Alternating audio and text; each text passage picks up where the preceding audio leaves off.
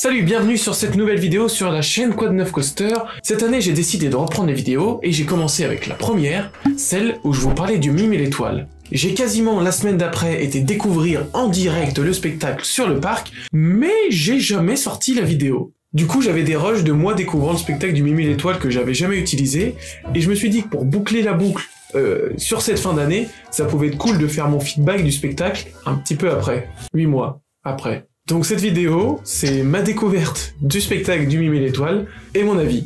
Pas de vidéo ?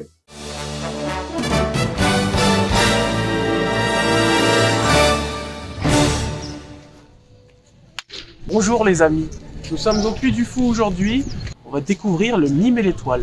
Alors suivez-moi dans cette journée incroyable, car aujourd'hui nous sommes au Puy du Fou. Juste après, normalement, si tout se passe bien, on va voir le Mime et l'étoile. Et ça, j'ai hâte. J'ai hâte. Le spectacle du Mime et l'étoile est situé entre le Dernier Panache et le Café de la Madelon. C'est juste à l'entrée du parc, derrière le bourg 1900, qui ne s'appelle plus comme ça, je sais, j'ai pas le vrai nom, je m'en fiche. Pour moi, ce sera toujours bureau 1900. L'extérieur de la salle reprend les effets plateau de tournage des années 1920, avec un petit style verrière de Georges Méliès. On est sur un style belle époque. Très très beau. J'aime beaucoup le style de la façade, avec le Mime et l'étoile écrit en grand. C'est très beau.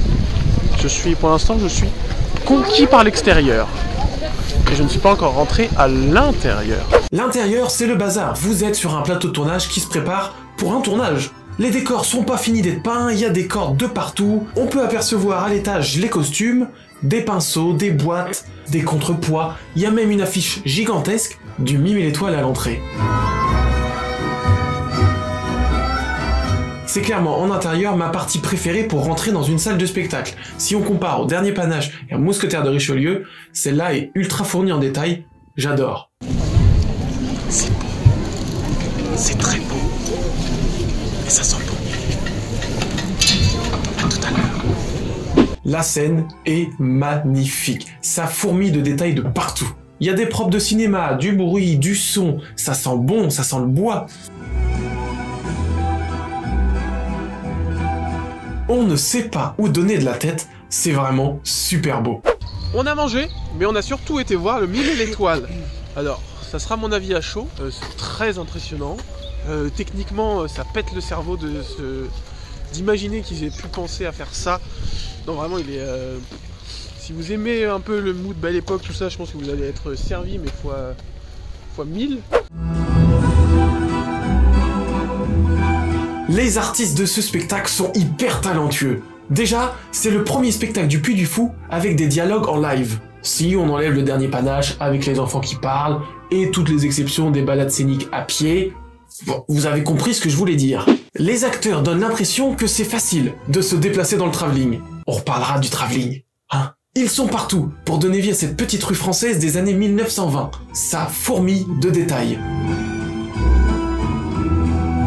Coiffeur, gendarme, postier, photographe, garçon de café, c'est impressionnant, on ne sait plus où donner de la tête. Quant aux rôles principaux, Mimosa et Garance, ils nous font vivre leur histoire d'amour avec poésie, on s'attache rapidement au personnage. Oh, il me manque. Et ça danse sur ce spectacle, ça danse 2 fois. La scène de claquettes, j'adore, c'est vraiment trop bien, je trouve que ça donne trop un bon mood, une bonne ambiance, une bonne énergie au spectacle. La scène finale... On y reviendra. C'est un des rares spectacles du Puy du Fou qui n'applaudit qu'à la toute fin. On est tellement pris dans le rythme du spectacle qu'on n'a pas le temps d'applaudir. Le public est scotché du début à la fin. Et moi avec, hein. Bon. C'est un spectacle qui s'arrête pas déjà. Genre, à partir du moment où il commence, bah vous allez, il va vous tenir pendant une demi-heure. Mais le but du spectacle, c'est d'essayer de faire passer un film du noir et blanc à la couleur. Et juste au tout début du spectacle, no spoil, mais il y a un switch de la couleur au noir et blanc, au moment où il commence à tourner, il est impressionnant. Tu fais, attends, mais mes yeux, je vois plus de couleur. Concernant l'histoire, une fois que vous vous êtes installés, tous les techniciens du plateau de tournage viennent tenter de régler divers problèmes pour vous faire patienter avant le début du tournage du film. Le pré-show est vraiment très drôle, c'est très cool, et je mets un gros oui continuez de mettre des pré-shows dans chaque spectacle Puy du Fou, s'il vous plaît. C'est trop bien.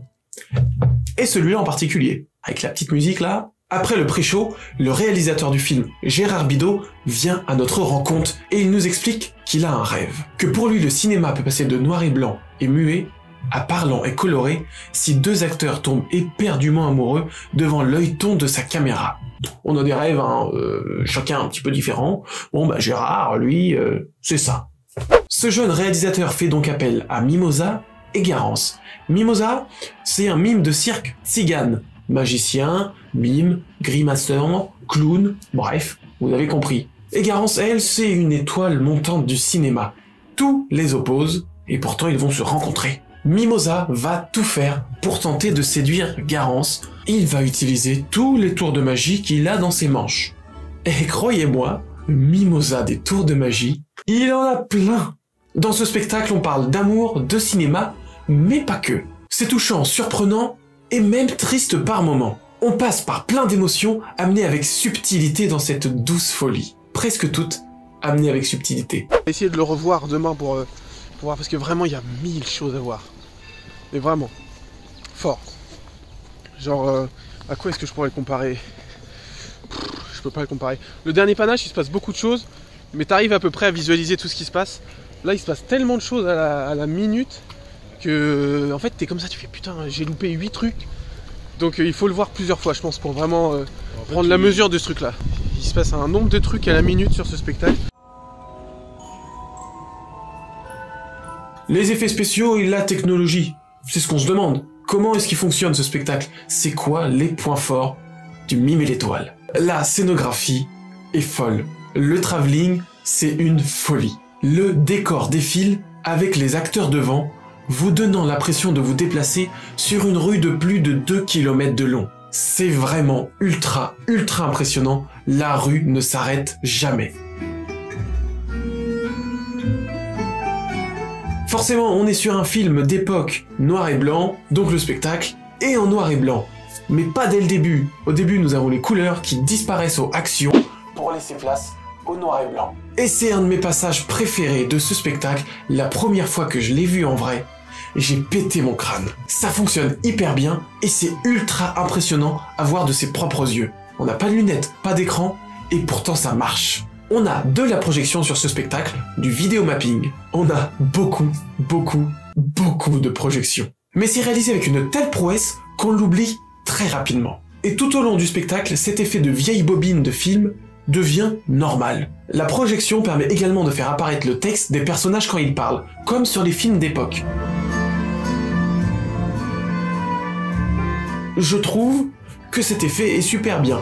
Il y a peut-être 2-3 textes qui sont un peu mal placés et du coup un peu moins lisibles quand on est prêt, mais ça fonctionne trop bien. C'est hyper ingénieux et j'espérais au fond de moi que le Puy du Fou ferait cet effet.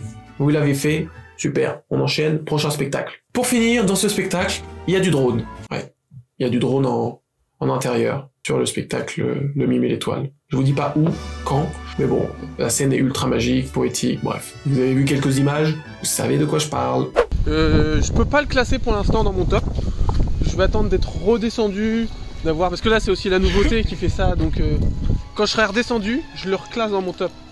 Mais je pense qu'il rentre dans le top 3. Alors c'est quoi les points forts de ce spectacle? J'en ai pas encore parlé, mais la musique de Monsieur Nathan Stornetta, mais quelle dinguerie! La musique est forcément ultra présente dans ce film muet, puisque c'est elle qui va faire parler les personnages, et je trouve la musique vraiment ultra réussie. J'adore la musique. Nathan, tu es un génie. Continue. Et puis du coup, sortez la musique sur les plateformes. Hein? Je veux me la mettre fort dans les oreilles. Je vous attends. La technologie de ce spectacle, c'est évidemment un point fort, et sur certains spectacles où on peut se demander comment c'est fait, c'est tellement impressionnant sur celui-ci qu'on se laisse très rapidement porter et qu'on se dit c'est normal. Lors de mon premier visionnage, je n'ai même pas essayé de comprendre, tellement ça m'a cassé le crâne. Et mon gros point fort du spectacle, c'est le noir et blanc. Ça donne une vraie patte artistique à ce spectacle, c'est trop beau. Et chaque touche de couleur qui est rajoutée au fur et à mesure ressort tellement sur ce spectacle, du coup tout gris, qu'on ne voit que ça, c'est vraiment très intelligent de la part du Puy du Fou. Maintenant, les quelques points à améliorer, points faibles un peu de ce spectacle, j'en ai 2-3. Bah, il peut pas être non plus incroyable, à 100%.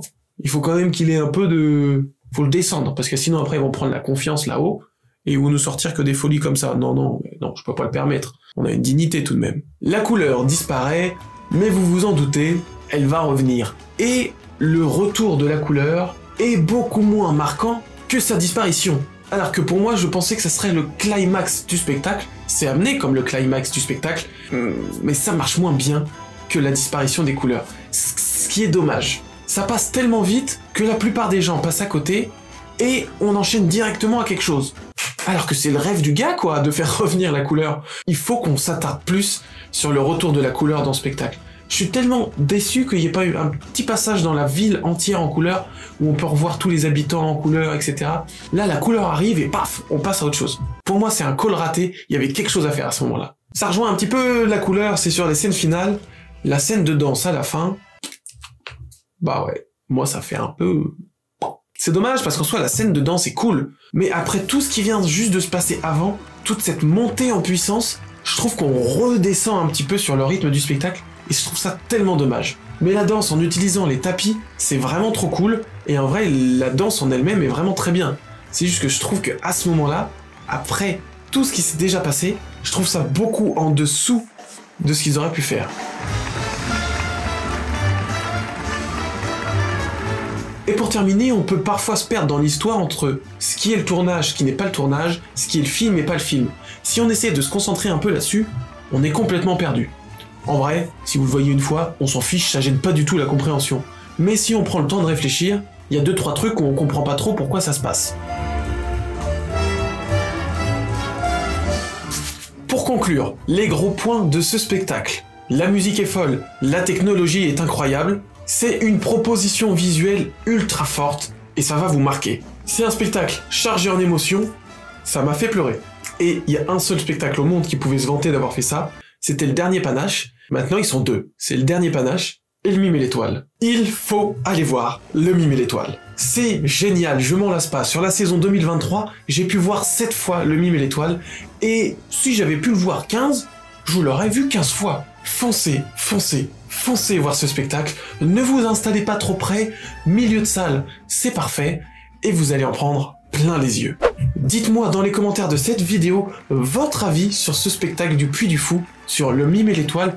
Qu'est-ce que vous en avez pensé de ce spectacle? Je vous attends juste en dessous, je suis vraiment très intéressé d'avoir votre avis sur cette nouvelle création du Puy du Fou. Et si vous découvrez le spectacle plus tard, bah revenez ici, et puis venez nous donner votre avis à chaud. On se retrouve dans les commentaires de cette vidéo en 2024 pour pouvoir en plus parler de toutes les modifications de ce spectacle. J'ai hâte. J'espère que cette vidéo vous a plu. N'hésitez pas à vous abonner si c'est le cas. N'hésitez pas à me rejoindre sur Instagram pour encore plus de nouveautés sur les parcs d'attractions.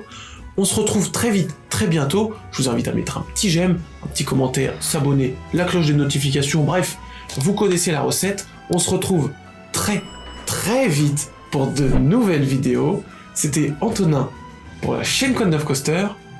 À très bientôt. Et quand je dis très vite pour de nouvelles vidéos, c'est très vite pour de nombreuses nouvelles vidéos. À très bientôt. Hey Squeeze, ils sont là! Ground tracker is ready for launch. En avant! Wildest ride in the wilderness. Nothing to worry about, right, fellas? Attention à tous les rangers de l'espace. N'appelle pas Monsieur Stark! Regardez vos couleurs! Immonde cafard!